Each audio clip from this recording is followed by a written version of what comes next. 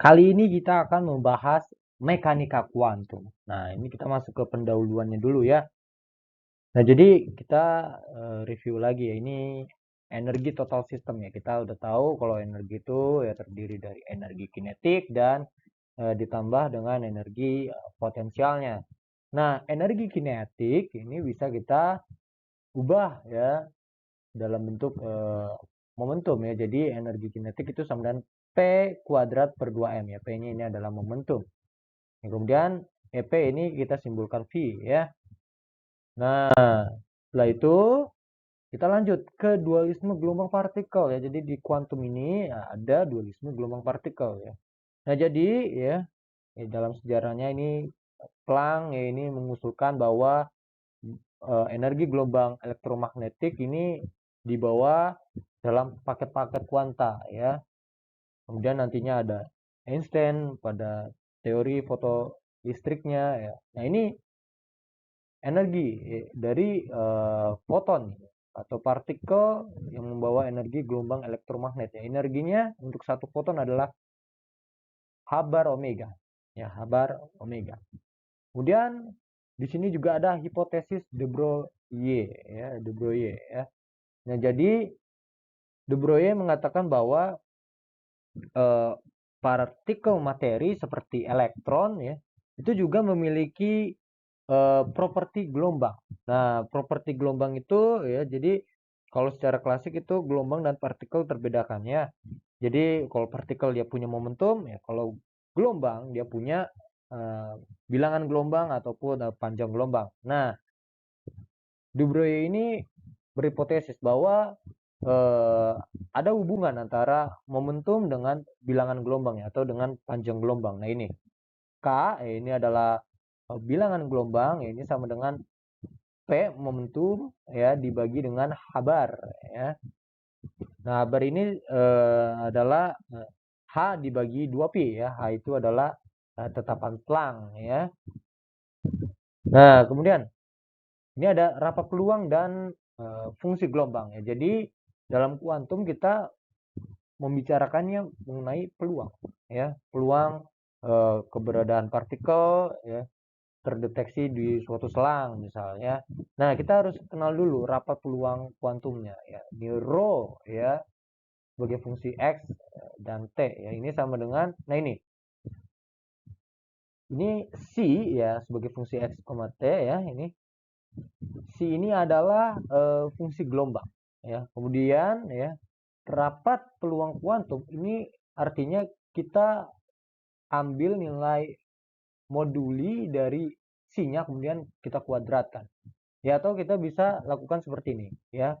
Kita kalikan konjugat dari C ya terhadap C itu sendiri ya.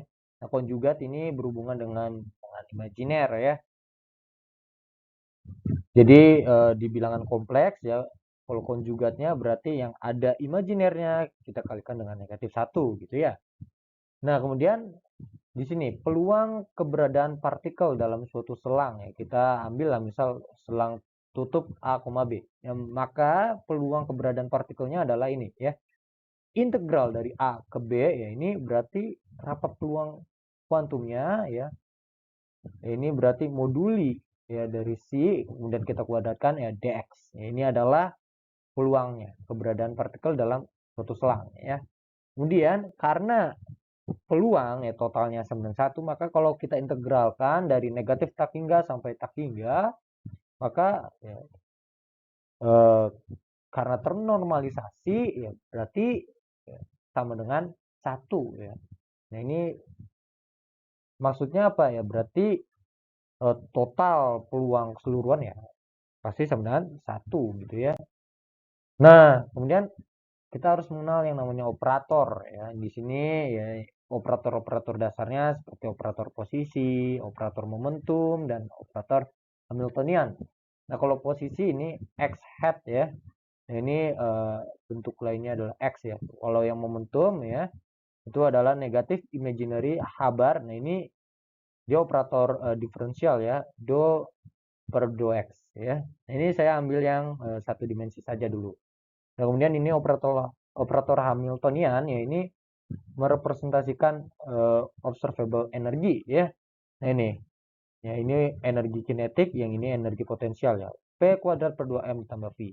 Nah ini P kuadrat ya, ini berarti operator P-nya ya kita apa namanya, kita lakukan 2 kali ya. Ini hasilnya menjadi negatif H bar kuadrat per 2M ya. Do kuadrat per do X kuadrat ditambah ini operator potensialnya. Nah, ini operator potensial ya tergantung kasusnya ya. Nah, kemudian ini ada nilai ekspektasi dan ketidakpastian ya. Jadi kalau kita mau melihat ya, atau mengetahui berapa nilai ekspektasi ya, maksudnya ekspektasi kita keluarannya berapa sih ketika kita ukur ya dari suatu operator. Ini caranya seperti ini. Ini tidak berbeda jauh dengan statistik ya. Nah, ini kita lihat ya, ini si konjugat kita kalikan dengan, nah ini. Jadi si-nya kita kenakan dulu terhadap operatornya ya. Dan kita kalikan dengan si konjugatnya. Kemudian kita integralkan ya. Dari negatif tak hingga sampai tak hingga.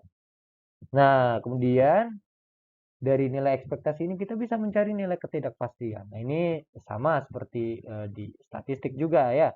Nilai ketidakpastiannya ya ini simbolnya sigma ya. Sigma A berarti ketidakpastian dari operator A gitu ya. Sama dengan akar 42 dari, nah ini. Ini berarti ekspektasi dari operator A kuadrat ya dikurang ekspektasi dari operator A kemudian kita kuadratkan. Nah, ini beda ya. Ini beda ya, enggak sama ya. Jadi ini enggak sama dengan 0 ya hasil ketidakpastiannya ya. Secara umum ya. Secara umum tidak sama dengan 0 ya nilai ketidakpastiannya. Nah, tapi nanti kita lihat hubungannya dengan prinsip ketidakpastian Heisenberg ya. Nah, ini. Kita lanjut ke persamaan Schrödinger bergantung waktu. Nah, ini bentuknya. Bentuk dari persamaan Schrödinger bergantung waktu ya. Nah, ini postulatnya ya. Nah, ini bentuk persamaan Schrödingernya adalah seperti ini ya. Negatif H bar kuadrat per 2M. Nah, ini do kuadrat C per 2X kuadrat tambah VC sama dengan imaginary H bar ya. Do C per do T ya. Nah, ini kalau kita ingat ini berarti operator Hamiltonian ya dikenakan kepada C ya. Kemudian kita akan bahas persamaan Schrödinger bebas waktu. Ya, nah, kita lihat ini tadi persamaan Schrödinger yang bergantung waktu ya, ini ada T-nya. Nah, kemudian kita menggunakan metode separasi variabel ya. Jadi si yang bergantung pada X sama T ini kita pisahkan ya. Ada si kecil yang bergantung pada X saja dan ada phi kecil yang bergantung pada T saja. Nah, ini bentuk persamaan Schrödinger bebas waktunya. Ya, ini lebih sederhana ya. Nah, kemudian nanti si kecilnya ini akan kita cari ya, bentuknya kita akan cari ya dengan menyelesaikan persamaan diferensial order 2 ini ya. Kemudian kita lihat di sini ya, ini phi t-nya. Nah, ini kita akan cari juga ya bentuknya. Nah, terutama bentuk energinya ya, ini yang paling penting energinya ya.